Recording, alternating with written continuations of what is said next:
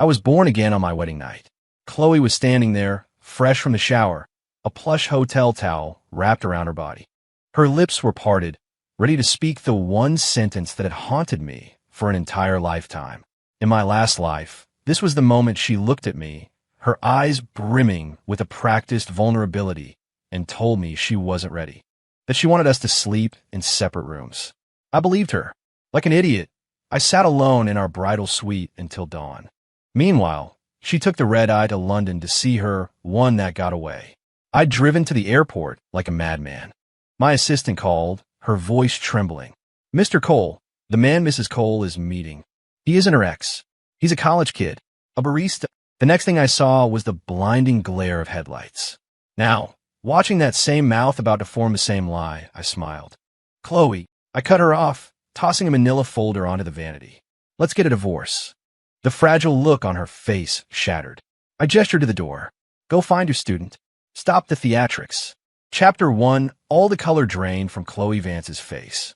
Her fingers, clutching the edge of her towel, tightened until her knuckles were white. Her eyes were wide with disbelief. "Ethan, are you insane? It's our wedding night." Her voice climbed, laced with a sharp, wavering panic. I let out a cold, humorless laugh. "Insane? Yeah, in my previous life, I was absolutely insane. For her, I'd shut down every advance from other women, handing her my entire heart on a silver platter. To impress her family, I worked myself to the bone, taking my company public just so she could live the life of a trophy wife, the envy of everyone in her circle. And what did I get for it? A wedding night spent alone. The betrayal of her flying to another man. The ultimate humiliation of her using my money to support her boy toy. And finally, a fiery death in a car wreck on a rain-slicked highway. I'm not insane. I've never been clearer, I said, each word deliberate like a shard of ice. "Chloe, I'm giving you an easy way out. Don't make me get ugly." "WH, what are you talking about?" Her eyes instantly reddened, and huge, perfect tears began to roll down her cheeks like beads from a broken necklace. "What did I do wrong? Why are you treating me like this?" "Just because I don't want to rush things." She choked on a sob, a perfect picture of a deeply wronged bride. Her performance was impeccable. The Academy owed her an Oscar. Last time, I fell for this act completely. "Cut the crap," I said, stepping toward her, looming over her. "You don't want to rush things? Who are you saving yourself for? That kid who makes lattes at the Brooklyn coffee shop." Boom. It was as if a bomb went off inside her head. She stumbled back, hitting the edge of the vanity. She stared at me, pure terror in her eyes, as if I were some kind of monster. "You, how did you know?" "I know a lot more than you think." I picked up the divorce papers and a pen, pressing them into her cold hand. "Sign it. The penthouse, the cars, the bank accounts. You don't get a dime. Everything I gave you, I'm taking it all back." "No." "Impossible," she shrieked, throwing the papers on the floor. "Ethan, you can't do this to me. I love you." "Love me?" That was the joke of the century. I was done talking. I pulled out my iPhone and played video.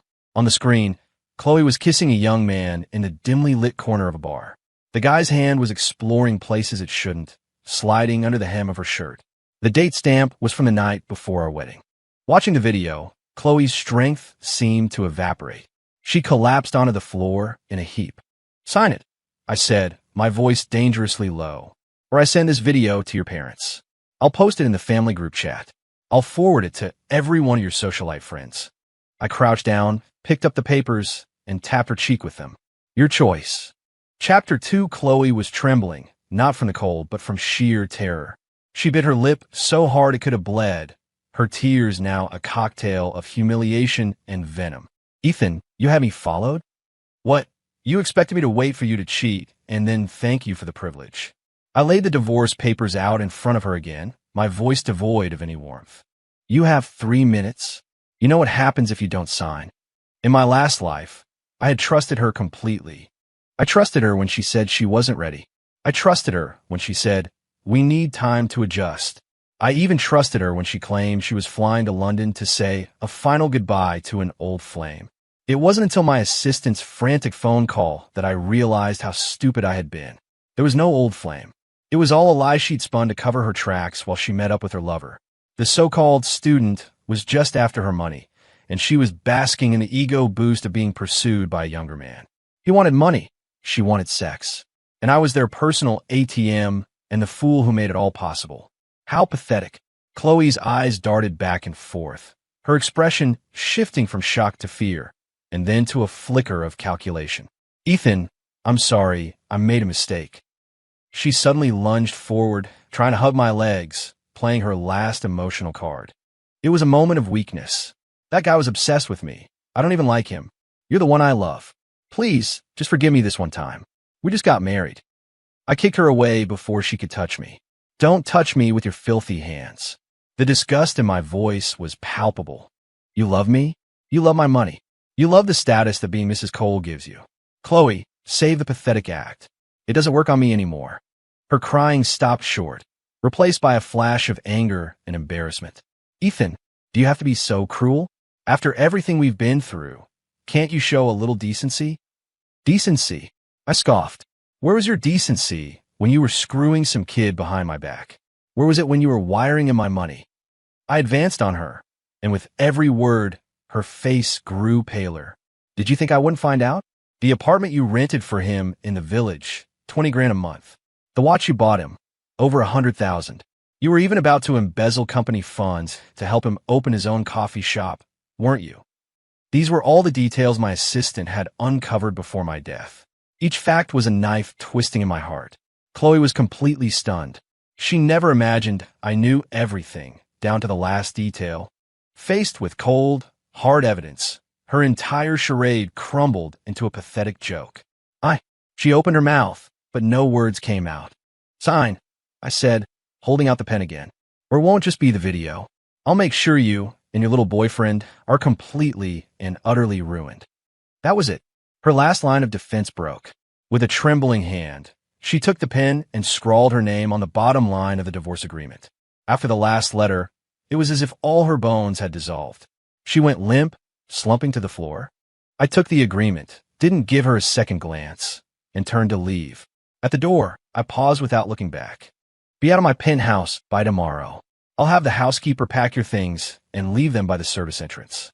Then I shut the door, leaving her cries of despair behind me. On my wedding night, I ended my own sham of a marriage. Chapter 3, I walked out of the bedroom and immediately dialed my father-in-law, Robert Vance. In my last life, that man had been a constant source of grief. He acted as if being Chloe's father gave him a right to treat me like his personal subordinate. He would show up at board meetings and try to throw his weight around, as if he owned the company. After Chloe's affair became public, he didn't blame his daughter. He called to yell at me, saying I wasn't a real man, that I didn't know how to forgive, and that I had embarrassed his family. This time, I wasn't putting up with any of it. He picked up on the second ring, his booming voice full of self-importance. Ethan, calling right after the wedding. Huh? Does this mean you've finally come to your senses and you're ready to make Chloe's brother a vice president? I smirked. What a wonderful father-in-law. On his daughter's wedding night, he doesn't ask how we are. He just wants a cushy job for his deadbeat son. Robert, I said, my tone deliberately formal. I'm calling to inform you of something. What is it? That VP position can't wait, you know. Chloe and I are getting a divorce. The line went dead silent. After a good 10 seconds, Robert's furious roar exploded from the phone. What the hell did you just say? A divorce. Ethan, you son of a bitch, you think you can just dump my daughter? Watch your tone, Robert. My voice turned to ice. Your daughter cheated on me. The divorce papers are already signed. You can pick her up tomorrow. Bullshit. My daughter is a sweet, virtuous woman. She would never cheat. It was you, wasn't it? You ungrateful bastard. You found some other tramp, and now you're trying to get rid of Chloe. He launched into a tirade, not caring about the facts. I didn't bother arguing. I just pulled up the video on my phone and sent it to him. See for yourself. And by the way, tell your son the job offer is off the table. As for that Hudson Yards South Tower project your firm is bidding on, I wouldn't get your hopes up. Before he could respond, I hung up and blocked his number. Dealing with people like him, every extra word is a waste of breath. After all that, I felt the suffocating weight that I'd carried for a lifetime finally begin to lift. I walked to the floor-to-ceiling windows in the living room and looked out at the glittering New York skyline. Everything was starting over. This time, I wouldn't bend for anyone. And anyone who owed me, I would make them pay me back 1,000 times over. The next morning, I was back at the office. My assistant, Jenna, saw me and quickly looked away, hesitating. "Good morning, Mr. Cole." "Morning." I nodded, walking straight to my office. In my past life, Jenna had been my loyal and capable assistant. She was the one who bravely made that final call to me. This time, I would make sure she was rewarded for her loyalty. "Jenna, bring me the proposal for the Queen's waterfront plot," I said. She blinked in confusion. "Mr. Cole, I thought we decided to pass on that one to focus all our resources on the Hudson Yard project." Mr. Vance was very insistent. The Mr. Vance she was referring to was Robert. The Hudson Yards project was the very one Robert had pushed me to win at all costs. In my last life, I listened to him. I poured most of the company's capital and manpower into that bid, only to fall into a massive contract trap. My capital chain snapped, and the company went bankrupt overnight. The real prize, it turned out, was the Queen's waterfront plot that everyone had dismissed. That plot was later bought for a bargain by my rival, Marcus Thorne. Within 6 months, the city announced its new master plan. A new central business district would be built right there. The land value skyrocketed 50-fold. Marcus Thorne became one of the richest men in the city on the back of that deal. "Scrap the Hudson Yards project," I said, my tone leaving no room for argument. "From now on, every resource this company has will be directed toward acquiring the Queen's plot. Also, I need a complete dossier on Marcus Thorne's company, financials, project vulnerabilities, everything."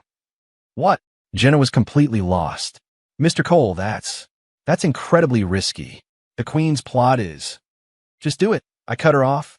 "If anything goes wrong, it's on me." Seeing the conviction in my eyes, Jenna, though still bewildered, nodded. "Yes, Mr. Cole." After she left, I leaned back in my executive chair and closed my eyes. My revenge wasn't just for Chloe and her family. Everyone who had betrayed me, everyone who had kicked me when I was down, I wouldn't let a single one of them off the hook. Marcus Thorne was first on the list. I was going to give him a taste of what it felt like to fall from the top of the world into the mud. By the afternoon, Jenna had the dossier on my desk. She was efficient. I pored over the files on Thorne's company, cross-referencing them with my memories. It was just as I remembered. His biggest cash flow problem was tied up in the Hudson Yards project. He was desperate to win that bid to save his company. Perfect. I picked up my phone and dialed a number. "Hey, is this Sarah from the Journal? I have a major story for you. It's about creative accounting and potential securities fraud at Thorne Industries." "Interested." An hour later, articles began to spread like wildfire online. Bombshell report. Thorne Industries under investigation for massive financial fraud. Marcus Thorne's house of cards. The illegal funding scheme behind the Hudson Yards bid. Thorne Industries' stock price immediately went into a nosedive. Meanwhile, I had my finance department start quietly buying up his shares at rock-bottom prices. In this game, I was going to make sure he lost everything, right down to his cufflinks. Chapter 5. Chloe called that afternoon from an unknown number. The second I answered, her tearful, furious voice shot through the phone. "Ethan, why did you cancel my credit cards? What is wrong with you?" "We're divorced, Ms. Vance," I said, leaning back in my chair and casually spinning a pen. "I'm no longer obligated to finance your lifestyle." But I don't have any money. I have nothing." She screamed, on the verge of a full-blown meltdown. "That sounds like a you problem." "Ethan, you bastard. You can't do this to me."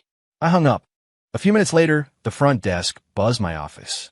A woman named Vance was causing a scene in the lobby, demanding to see me. I rubbed my temples. "Have security escort her out.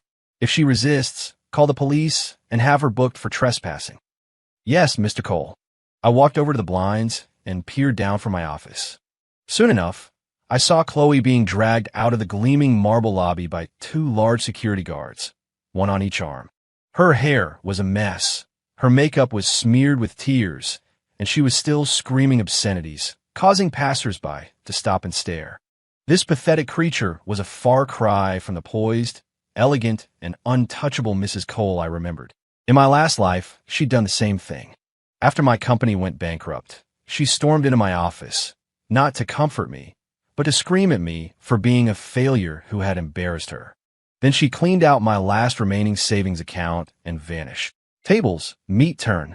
Now, it was her turn to get a taste of it. I dropped the blinds and walked away, a cold indifference settling over me. She wasn't worth another ounce of my emotional energy.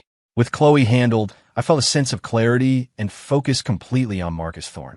Over the next few days, battered by the media and mounting evidence, Thorne was in full crisis mode. His stock hit limit down day after day. To stabilize the situation, he started desperately selling off other assets to pour money into the Hudson Yards project, which was exactly what I wanted. I let him sell. Once he had liquidated everything he could, with nothing left but that worthless Queen's plot he couldn't even give away, it would be time to close the net. That evening, as I was getting ready to leave, an unexpected visitor showed up. It was Chloe's student lover, Leo Martinez. He was being held at the front desk, arrogantly demanding to see me by name. I told Jenna to let him up. The second he walked into my office, he scanned the room with an unabashed look of greed and envy. "So you're Ethan Cole?" he asked, hands stuffed in his pockets, affecting a tough guy slouch. I didn't say anything. I just watched him. "I'm warning you, stay away from Chloe." He strode up to my desk and slammed his palm down on the polished wood. "Chloe's my woman. She loves me. A rich old fossil like you who just throws money around doesn't deserve her." His words were pure provocation, an obvious attempt to assert his dominance. I suddenly laughed. What a naive little fool. "Are you finished?" I asked. "What are you laughing at?" My reaction clearly infuriated him. "I'm laughing at you, a dead man walking who doesn't even know it." I took out my phone and hit the record button. Then, I leaned forward, speaking in a voice low enough for only the two of us to hear. "You think Chloe loves you? She's about to have nothing. No money, no status, no future. Are you still going to love her then?" Leo's expression changed instantly. Chapter 6. What are you talking about? The swagger vanished from Leo's face. "Exactly what it sounds like," I said, studying him with amusement. "Chloe signed a prenup. She gets nothing. The penthouse, the sports cars, the designer clothes, all bought by me, and now I've taken them all back." I paused, enjoying the kaleidoscope of emotions warring on his face. "In other words, she's broke." Leo's mouth opened and closed like a fish out of water. The greed in his eyes was rapidly replaced by panic and calculation. "No way. Chloe, she—" "You don't believe me?" I smiled, pushing a copy of the asset transfer document across the desk. "See for yourself whose name is on everything now." Leo picked up the document with a trembling hand. The more he read, the paler he became. "She told me. She said when you divorced, she'd get half of everything." "She lied," I said, leaning back in my chair with a dismissive shrug. "Or maybe she was just that naive. You cheat on your husband and expect a payout. Does this look like a TV movie to you?" I looked at him like he was a bug under a microscope. "The lease on the apartment she got for you is up next month. All those expensive gifts she bought you. I can sue to have them returned at any time. You should really think hard about what you stand to gain by sticking with a woman who has nothing." With that, I stopped the recording on my phone and saved the file. Leo was in a full-blown panic. He had come here to gloat, to humiliate me, and maybe even to extort some money. He never imagined his golden goose was already cooked. He looked at me, his eyes darting around, beads of sweat popping up on his forehead. "Mr. Cole, sir, this had nothing to do with me. It was all Chloe. She seduced me. She said she was unhappy that you were cold to her. I felt sorry for her, that's all." He started backpedaling furiously, pinning all the blame on Chloe. It was a truly pathetic sight. "Oh, really?" I feigned surprise. "Yes, absolutely. Mr. Cole, I've been trying to break it off with her for weeks, but she just keeps clinging to me. I have nothing but respect for you, sir. You're a visionary, a man of action. Chloe never deserved you." I nodded, pretending to accept his story. "Is that so? In that case, would you be willing to do me a small favor?" Leo's eyes lit up, thinking he'd found a new patron. He practically bowed. "Anything, sir. Just say the word. It's simple." I forwarded him the audio file I'd just recorded. "Take this. Go to Chloe. Tell her you want to break up for good. If she gives you any trouble, play this for her." I looked at his greedy, cowardly face and added the finishing touch. "Once it's done, you can keep that watch she bought you. Consider it a severance package from me." Leo's eyes practically glowed. "Thank you, Mr. Cole." Thank you. I'll take care of it right away. He clutched his phone and backed out of my office, bowing and scraping the whole way. Watching him go, the cold smile on my face deepened. Chloe, so this is your true love. I hope you enjoy the taste of being betrayed by the one person you trusted most. Chapter 7. After dealing with the minor annoyance of Leo, my life became blessedly quiet, free from the drama of Chloe and her family. I poured all my energy into my work. Thanks to my calculated maneuvers, Marcus Thorne's company stock was in the gutter. I had my team acquire over 30% of the outstanding shares at a ridiculously low price, making me the second largest shareholder after Thorne himself. Meanwhile, the bidding for the Queen's waterfront plot entered its final phase. Since everyone's attention had been on the Hudson Yards project, there was very little competition for this worthless piece of land. I secured a spot in the final auction with almost no effort. Everything was leading up to the land auction in 3 days. That would be the day I utterly destroyed Marcus Thorne and laid the first cornerstone of my future empire. The day before the auction, a business partner, Mr. Davison, called to request a last-minute change to a contract. He suggested we meet that evening at an exclusive downtown club. I finished up at the office and drove over. When I pushed open the door to the private room, I froze. It wasn't just Mr. Davison. There was a woman sitting beside him. She wore a sharp, tailored white pantsuit, her dark hair styled in soft waves. Her makeup was flawless. Seeing me, she stood and extended a hand, her smile both polite and distant. Mr. Cole, a pleasure. I'm Ava Sterling. Ava Sterling. The name sent a jolt through my chest.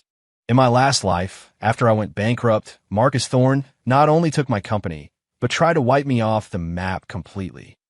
At my lowest point, it was Ava Sterling and her firm, Celestial Capital, who had offered me a lifeline. She recognized my talent and gave me the investment capital I needed to start over. Unfortunately, before I could ever repay her faith in me, I died on my way to the airport. I never thought I would meet her so soon in this life. Ms. Sterling, the pleasure's all mine. I quickly composed myself and shook her hand. Her grip was firm, her hand cool to the touch. It was over in a second. I've heard a lot about you from Mr. Davison, Mr. Cole. He said you were a force to be reckoned with. I see he wasn't exaggerating. Ava said, her eyes studying me with a sharp intelligence. You're too kind, Miss Sterling, I replied calmly. The negotiation was seamless. Ava was a consummate professional. Her logic was airtight, her market analysis precise. We quickly reached an agreement on the contract details. Pleased with the outcome, Mr. Davison suggested a celebratory drink. Over dinner, Ava seemed particularly interested in me, casually asking about my personal life. I heard you were recently divorced, Mr. Cole. My hand, holding a glass of scotch, paused for a fraction of a second. I am. Forgive my forwardness, but would you mind my asking why? She asked, her gaze direct. There was no gossip in her eyes, only genuine curiosity. It was a very personal question, but for some reason, coming from her, it didn't bother me. I was silent for a moment before answering quietly, she betrayed me. A flicker of understanding crossed Ava's face, followed by something else. A glint of what looked like admiration. Then she has terrible judgment. She raised her glass in a small toast. To your newfound freedom. I looked into her smiling eyes and raised my own glass. The two glasses clinked together, the sound crisp and clear in the quiet room. In that moment, I felt the ice that had encased my heart for so long begin to crack. I saw Marcus Thorne at the auction. He looked far worse than he had a few days ago. Dark circles shadowed his eyes, his hair was disheveled, and he looked like a man on the brink. His eyes found me across the room. First confusion, then a raw, visceral hatred. Ethan Cole, this was you. He lunged at me, trying to grab my collar, but my security guard intercepted him effortlessly. Careful, Marcus. Accusations like that could be considered slander, I said, smoothing my tie and offering him a placid smile. Your company's creative accounting has nothing to do with me. You. Thorne was shaking with rage. Don't get cocky. Once I win the Hudson Yards bid, you're the first person I'm going to crush. Is that so? My smile widened. Well, best of luck. With that, I turned my back on him and walked into the auction hall. The auction began with a few smaller parcels of land, the atmosphere subdued. Then came the main event, the Hudson Yards South Tower plot. The bidding started at $500 million. Thorne, clinging to this as his last hope, immediately raised his paddle. $510 million. Another bidder jumped in. $520. The price climbed steadily. Thorne was a man possessed. No matter the bid, he countered immediately, his desperation palpable. I sat back and watched the show. I knew he was gambling with every last drop of his company's liquid assets, probably even dipping into illegal project funds. Finally, the price soared to $800 million, far exceeding the plot's actual value. It was down to Thorne and an out-of-state developer. $810 million. Thorne roared, the veins in his forehead bulging. The developer simply smiled and lowered his paddle. Congratulations, Mr. Thorne. Bang! The auctioneer's gavel fell. Sold. For $810 million. Thorne collapsed into his chair as if his strings had been cut, a look of manic relief on his face. He shot a triumphant, defiant glare in my direction. I raised my glass to him in a mock toast, saying nothing. You fool. You think you've won? You've just walked into the grave I dug for you. Next up was the Queens waterfront plot. The bidding started at $50 million. As expected, due to its remote location, interest was minimal. Only a couple of token bids were placed. I waited until the price crawled up to $60 million, then casually raised my paddle. $100 million. I had nearly doubled the price in a single bid. The room erupted in murmurs. Everyone stared at me as if I'd lost my mind. Thorne actually laughed out loud. Cole, have you gone completely insane? $100 million for that toxic wasteland? Your company must be next on the chopping block. I ignored him. My bid had successfully scared off the remaining competition. Bang! The gavel fell again. Sold. For $100 million. The Queen's plot was mine. As soon as the auction ended, my phone rang. I answered it. A gleeful, venomous voice was on the other end. Ethan, it's your ex-wife, Chloe. Her voice was dripping with schadenfreude.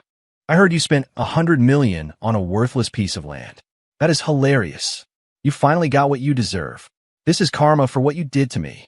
Before I could reply, the massive screen outside the auction house entrance suddenly switched to a breaking news alert. We have a major announcement from the mayor's office. The city has just released its new urban development plan, which includes the construction of a new central business district and a new subway line extension. In Queens, along the waterfront. Chloe's laughter died in her throat. The other end of the line went completely silent. Did you hear that? I asked into the phone, my voice calm. All I could hear was Chloe's ragged, heavy breathing. She was clearly stunned speechless by the shocking turn of events. That worthless piece of land is now valued at a minimum of $5 billion. Meanwhile, the Hudson Yards plot Marcus Thorne just bought for $810 million. The whole project has been frozen by the city, pending a fraud investigation. With every word I spoke, I could picture the blood draining from Chloe's face. So, Chloe, it seems your karma was a little off the mark. I let out a soft chuckle. On the other hand, you, with no money and a history of being duped by a broke barista, you must be having a rough time. You're a monster, Ethan. She finally found her voice, a shriek of pure, impotent rage. You're enjoying this, aren't you? Seeing me miserable. I am, I admitted freely, immensely. Watching the people who betrayed me get everything they deserve. It's better than therapy. You'll burn in hell for this. Save a spot for yourself. I hung up and blocked her new number, too. Behind me, there was a loud thud. I turned to see Marcus Thorne on the ground, convulsing, foam bubbling at his lips. Paramedics rushed toward him as chaos erupted. I knew he was finished. It wasn't just bankruptcy. The charges for embezzlement and securities fraud would be enough to keep him behind bars for the rest of his life. And I had built my new peak on the rubble of his downfall. As soon as the news about the Queen's plot broke, my company's stock went parabolic. Investment firms were practically beating down my door, desperate for a piece of the action. My name, Ethan Cole, became the talk of the city's financial world overnight. That's when Ava Sterling called. Mr. Cole, congratulations. Her voice was warm with amusement. A checkmate in one move. Brilliantly played. Your intelligence network is as impressive as ever, Miss Sterling. I just like to keep an eye on people who know how to make things happen, she said, her tone shifting slightly. Are you free tonight? I'd like to buy you a celebratory dinner. Of course, I accepted without hesitation. But it's my treat. A thank you for our last meeting. All right, it's a date. After we hung up, I found myself smiling. It was refreshing to deal with someone so intelligent, especially when that someone was also a beautiful woman. I chose a private table at a restaurant with a stunning view of the East River. Ava arrived just as I was looking out at the skyline. She was wearing a simple, elegant black dress that highlighted her fair skin, with a single strand of pearls around her neck.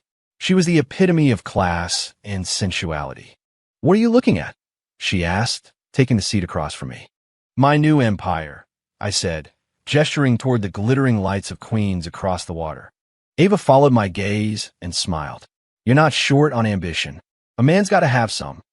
Dinner was served, and we talked as we ate. From business models to 5-year plans, our conversation flowed effortlessly. I quickly realized Ava wasn't just a brilliant investor. Her vision and understanding of the global market surpassed that of many seasoned CEOs. Talking with her was exhilarating. "Honestly, I'm curious," Ava said, swirling the red wine in her glass, her eyes catching the light. "How did you know about the Queen's development plan?" "My sources say that information was kept under lock and key until this afternoon." It was the question on everyone's mind, but I couldn't exactly tell her I was living my life for the second time. I smiled, offering a half-truth. A gut feeling. Ava clearly didn't buy it, but she didn't press the issue, simply raising an eyebrow. "It seems you're a man of many secrets, Mr. Cole." She set down her glass and leaned forward slightly, her bright eyes locking with mine. "But I have to admit, I find your secrets very interesting." Her voice was low, laced with a subtle, playful invitation. I could almost feel her warm breath on my skin. The atmosphere in the room shifted, crackling with a sudden, palpable energy. My heart, which I thought had turned to stone, began to beat faster. It had been a long, long time since any woman had made me feel this way. "Miss Sterling," I said, my throat suddenly dry. "A man could get the wrong idea." "What idea is that?" she asked, a sly curve to her lips. "That I'm trying to seduce you?" She laid it right out there, direct and unapologetic. I was momentarily speechless. Ava laughed, a low, melodic sound. She reached across the table, her fingertips lightly grazing the back of my hand. "Ethan, I'm not your ex-wife. I don't believe in tears and drama. I believe in strength. You're strong. You're the kind of man I admire." Her touch was bold, her words even bolder. "So yes, I am pursuing you. The question is, will you let me catch you?" A cool breeze drifted in from the river, but I felt a fire ignite where her skin met mine, spreading through my entire body. I looked into her open, passionate eyes, and all the shadows of my past and present lives seemed to vanish. I turned my hand over and captured hers. The honor would be all mine. Chapter 11. After Ava and I made it official, our relationship intensified quickly. She was an extraordinary woman. At work, she was the queen of capital, a decisive and formidable force in the investment world. But with me, she revealed a softer, more intimate side. She remembered my favorite brand of coffee. She'd show up at the office with takeout when I was working late. When I was exhausted, she wouldn't say a word, just wrap her arms around me in a quiet, comforting embrace. Most importantly, she understood me. She understood the scars I carried, and she understood my burning need for retribution. She never told me to be the bigger person. Instead, she'd hand me a sharper knife. "Do whatever you need to do," she once whispered, curled up against me. "If the sky falls, I'll be right here to help you hold it up." To have a woman like that by my side, it was everything. With Ava's support and strategic genius, my business empire expanded at an exponential rate. We co-founded a new investment firm, combining my foreknowledge with her mastery of capital markets to create tidal waves in the industry. Wealth and power snowballed. I became the city's most celebrated business prodigy. Everyone wanted a piece of me. Every media outlet wanted an interview. And right at the peak of my success, I got an unexpected call. It was my former father-in-law, Robert Vance. His voice had lost all its former arrogance, now dripping with a pathetic fawning tone. "Ethan." "Mr. Cole, it's Robert Vance. You remember me, right?" What do you want? I asked, my voice flat. Well, Mr. Cole, you see, we were family once, and my company has run into a bit of trouble. A cash flow issue. I was wondering if you could help me out. I laughed. Funny how he didn't remember we were family when he was calling me an ungrateful bastard. Robert, I seem to recall your company was bidding on the Hudson Yards project. How'd that turn out? I asked, twisting the knife. There was a choke sound on the other end of the line. Well, Marcus Thorne snatched that one up, and now he's in prison and the project is dead, and all my initial investment is gone. His voice broke. Mr. Cole, please, you're a magnanimous man. For Chloe's sake, just give me a lifeline. I'll do anything. I'll be your dog. For Chloe's sake? I scoffed at the absurdity. Robert, have you forgotten? Your daughter cheated on me. We're divorced. And I also remember you screaming at me over the phone, telling me to get lost. Your tone was quite different then. I paused, then delivered the final blow. You know the saying, you didn't want me then, you can't have me now. You want my help? Phoenix. Robert's voice was suddenly full of hope. Anything. I'll do anything. Go kneel on the sidewalk in front of my office building. Kneel until I'm satisfied. Then, maybe I'll consider it. I hung up before he could respond. Help him? In his dreams. I was going to make him feel the raw, gnawing despair of having nowhere left to turn. Chapter 12, I didn't think he'd actually do it. I thought he still had some shred of dignity left. I was wrong. The next morning, Robert Vance was kneeling on the pavement in front of my building. He was wearing a cheap, ill-fitting suit. His hair had gone completely gray, and he looked like he'd aged 10 years. He knelt there, in front of the bustling entrance, holding a cardboard sign that read, Mr. Cole, please forgive me. The scene immediately attracted a crowd. Phones came out, pictures were taken. Within an hour, #billionaire's father-in-law begs was trending on Twitter. I watched the whole circus on the security feed from my office, my expression unchanged. Jenna came in, looking deeply uncomfortable. Mr. Cole, downstairs. Should I have security? No, I cut her off. Let him kneel. He loves a good performance. Let him put on a show for the whole city. I wanted everyone to see the once arrogant Robert Vance reduced to this. I wanted Chloe to see the family. She was so proud of being publicly humiliated and trampled under my feet. Robert knelt from morning until late afternoon. At some point, Chloe showed up.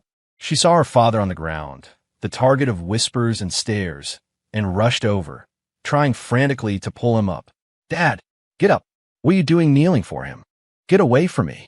Robert shoved her away, his face contorted with rage as he pointed a trembling finger at her. If it wasn't for you, you worthless tramp, would I be here humiliating myself like this? This is all your fault. The two of them started screaming and fighting right there on the sidewalk. It was more dramatic than a daytime soap opera. I turned off the monitor, suddenly bored. This was the family I once tried so desperately to be a part of. Pathetic. That evening, I left the office in my new limited edition Porsche with Ava in the passenger seat. As we exited the parking garage, I deliberately slowed down as we passed the main entrance. Chloe, who was trying to support the nearly collapsed Robert, saw us immediately. Her eyes locked on me in the driver's seat, then shifted to Ava, radiant and impeccably dressed beside me. Her face turned crimson. Jealousy, hatred, regret. A storm of emotions twisted her features into an ugly mask. Ava noticed her stare. She turned her head, looked directly at Chloe, and smiled the cool, confident smile of a winner. Then, right in front of Chloe, she leaned over and kissed my cheek. It was a bold, deliberate act of provocation. I could see Chloe physically flinch, her body swaying as if she might faint. I rolled down my window, the cool air from the car meeting the humid city heat. I looked at the pathetic, broken woman on the sidewalk as if she were a complete stranger. Regret it yet? I asked softly. Tears instantly flooded her eyes. I didn't wait for an answer. I hit the gas, and the Porsche's engine roared to life, leaving the two of them in a cloud of exhaust. Chapter 13 after that day, Robert Vance's company went into liquidation. Buried under a mountain of debt, he lost everything. The house, the cars, all seized by the banks. Overnight, he went from a comfortable executive to a homeless man on the street. As for Chloe, with no money and a lifelong aversion to actual work, she had no choice but to live on the streets with her father, scrounging for their next meal. I heard through the grapevine that she started working at some seedy nightclubs to make ends meet. The once proud, untouchable Chloe Vance had finally been forced to sell the only thing she had left, her ridiculous pride. When I heard the news, I just smiled. Their fates were sealed the moment they decided to cross me.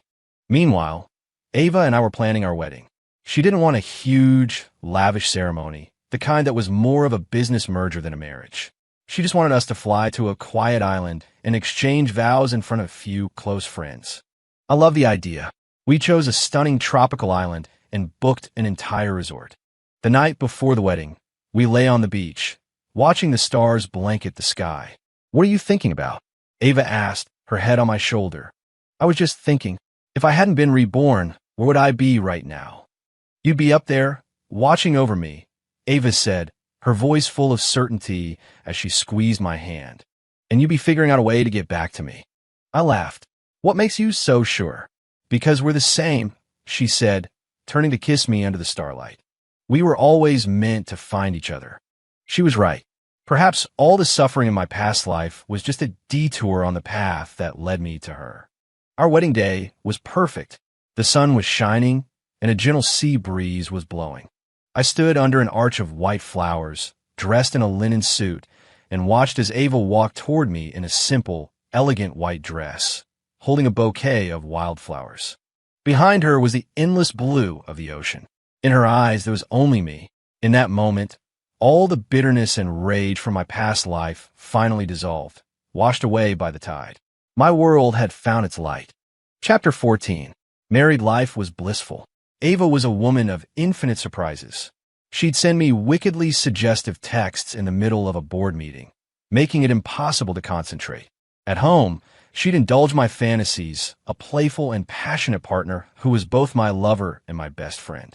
We fit together perfectly, two halves of a whole, our minds and bodies in complete sync.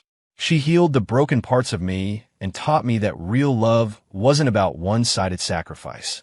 It was about two strong people building something incredible together. A year later, our son was born. We named him Noah. It meant rest and comfort. I wanted his life to be peaceful and happy, free from the darkness and betrayal that had defined my past. Just when I thought the ghosts of my past were gone for good, I saw Chloe again. It was in the underground parking garage of a luxury mall. I was out shopping with Ava. As we walked to our car, a janitor wearing a face mask accidentally tipped over a bucket, splashing dirty water all over my pants. "I'm so sorry. So sorry." The voice was hoarse but familiar.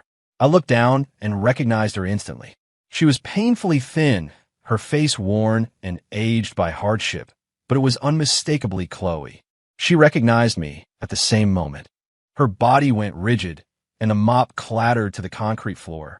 Her gaze flickered from my expensive, custom-made suit to the beautiful, glowing woman beside me, and then to the baby Ava was holding. Her eyes became a hollow pit of despair and numbness. The chasm between our lives was absolute. Mr. Cole," she stammered, unable to form a complete sentence. Ava glanced at me, then at Chloe, and immediately understood. She said nothing, simply held our son a little closer and stood by my side. I took off my suit jacket and handed it to Ava. Then I pulled a thick wad of cash from my wallet and threw it at Chloe's feet. "For the dry cleaning," I said, my tone the same one you'd use to dismiss a beggar. The cash scattered on the dirty floor. Chloe stared at it, her body shaking violently. It was the ultimate humiliation. She snapped her head up, her red-rimmed eyes locking on mine. "Ethan, do you have to humiliate me like this?" "Humiliate you?" I laughed. "Chloe, have you forgotten?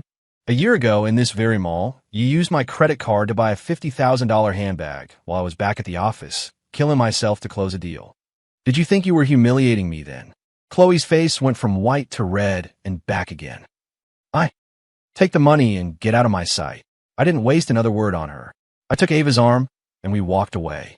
Behind us, I could hear her finally break, her sobs echoing in the empty garage. Her tears meant nothing to me anymore. Chapter 15. I thought that would be the end of it. A few days later, I got a call from the NYPD. Chloe had been arrested for aggravated assault. She had stabbed Leo Martinez, the barista who had scammed her. Apparently, she'd been working at a club when she ran into him. He was there with a new sugar mama, flaunting his wealth. Instead of showing any remorse, he had publicly mocked her, calling her his used goods. All the resentment and despair that had been festering inside her finally exploded. She grabbed a knife from the bar and stabbed him 3 times. He was in critical condition at the hospital. Chloe was arrested on the spot. Because I was her ex-husband, the police asked me to come in for a routine statement. I saw her again in an interrogation room. She was wearing an orange jumpsuit and handcuffs. Her hair was a matted mess, and her eyes were empty. In just over a year, she looked like a completely different person, a hollow shell of her former self. When she saw me, a flicker of light returned to her dead eyes. "Ethan," she rasped.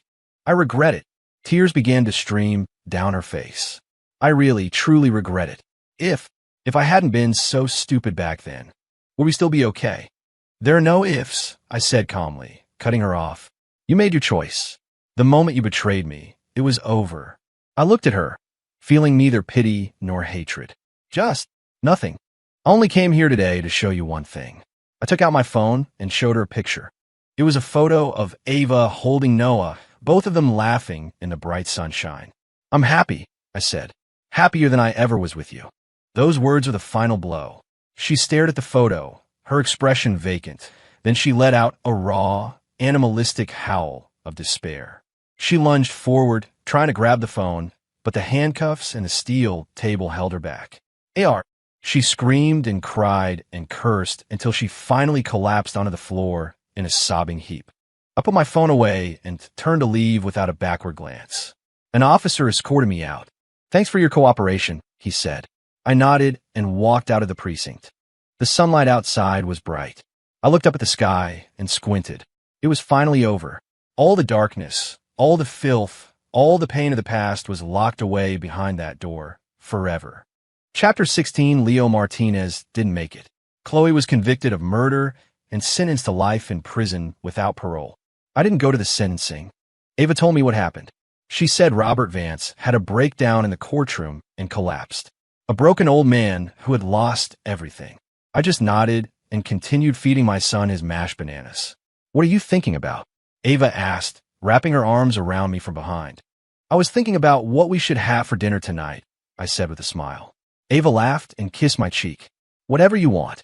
Years passed. My business empire became a national powerhouse.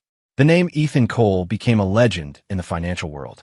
But I slowly stepped back from the public eye, choosing to spend more time with my family. I loved watching Ava dissect a complex investment deal with surgical precision, and I loved taking Noah to Central Park to fly a kite. Life was simple, and it was perfect. Every now and then, I'd see a small headline in the business section that brought back the past. Marcus Thorne, former CEO of Thorne Industries, dies in prison. Robert Vance, founder of bankrupt Vance Construction, found dead of exposure on a park bench. Each name was a ghost from a life that felt like it belonged to someone else. Now they were just names, reminders of the mistakes I would never make again. Today was my wedding anniversary. We didn't do anything extravagant. We just had a quiet, wonderful dinner at home. Later that night, after Noah was asleep, Ava and I were looking through old photos. "Honey," she asked suddenly, "do you ever have any regrets?" "Regrets about what?" "About everything that happened before you met me." I tilted her chin up and kissed her forehead. "No regrets." I looked into her eyes, my voice filled with a sincerity that came from the depths of my soul. "Because every one of those wrong turns led me straight to you. If I hadn't been betrayed, I wouldn't have been reborn. If I hadn't been reborn, I would never have met Ava. So no, I didn't regret it. In a way, I was grateful for it. It destroyed the foolish man I used to be, and it gave me the incredible fortune of finding the true light of my life." Outside, the moon cast a soft glow over the city. I held the love of my life in my arms, a profound peace settling over me. My life, my real life, had only just begun.